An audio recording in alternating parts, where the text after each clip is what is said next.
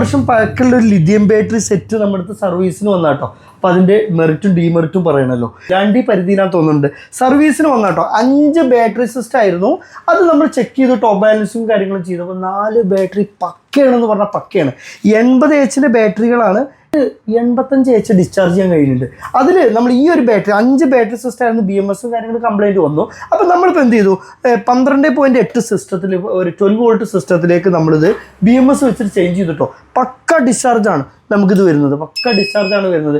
അപ്പോൾ ഞാനതിൽ പറഞ്ഞു വരുന്നത് എന്താ വെച്ചാൽ, ഈ ബാറ്ററി ബൾജ് ചെയ്താണ്ടോ നമുക്ക് ടെക്നിക്കലായിട്ട് മനസ്സിലായത് ഇതിന് കറക്റ്റുള്ള ഇൻവെർട്ടർ ആവില്ല. വോൾട്ട്, അപ്പർ വോൾട്ട് അതുപോലെ ലോവർ വോൾട്ടൊക്കെ ഉണ്ടല്ലോ, നമ്മൾ വാണിംഗ് വോൾട്ടൊക്കെ കറക്റ്റ് ചെയ്തിട്ടില്ലെങ്കിൽ ഇത്തരത്തിൽ ബാറ്ററികൾ ബൾജാവും, അത് കംപ്ലൈൻ്റ് ആവും. ഇതാണ് നമ്മൾ പ്രധാനമായിട്ട് ശ്രദ്ധിക്കേണ്ടത്. അപ്പം നിങ്ങൾ എവിടുന്ന് എടുക്കുകയാണെങ്കിലും ആരിൽ നിന്ന് എടുക്കുകയാണെങ്കിലും കറക്റ്റ് വോൾട്ട് വേരി ചെയ്യാൻ പറ്റുന്ന ഇൻവെർട്ടറുകൾ വെച്ചിട്ടല്ല. ഞാനൊരു ലിഥിയം ബാറ്ററി വെച്ചിട്ട് ഏതെങ്കിലും ഒരു ഇൻവെർട്ടറുകൾ കയറ്റി വർക്ക് ചെയ്യുന്നൊക്കെ ഉണ്ടാവും. പക്ഷേ അതുകൊണ്ട് ഒരുപാട് ടെക്നിക്കൽ വിഷയങ്ങളുണ്ട്.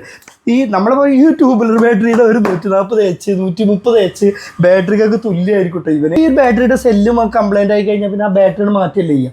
ഇതിനെങ്ങനെയാ വെച്ചാൽ 12 വോൾട്ടിൽ 4 സെല്ല്, 24 വോൾട്ടിൽ 8 സെല്ല്, അങ്ങനെയൊക്കെയാണ് ഇത് വരുന്നത് കേട്ടോ. അത് 48 16 സെല്ല്. അപ്പോൾ ഇതിൽ ഏതെങ്കിലും ഒരു സെല്ല് കംപ്ലൈൻറ്റ് ഉണ്ടെങ്കിൽ ആ സെല്ലിനെ മാറ്റിയിട്ട് ടോപ്പ് ബാലൻസ് ചെയ്തിട്ട് അതിന് കയറ്റി കൊടുക്കാം. അപ്പോൾ മൊത്തത്തിൽ റീപ്ലേസ് ചെയ്യേണ്ട എക്സ്പെൻസ് ഒന്നും വരില്ല കേട്ടോ.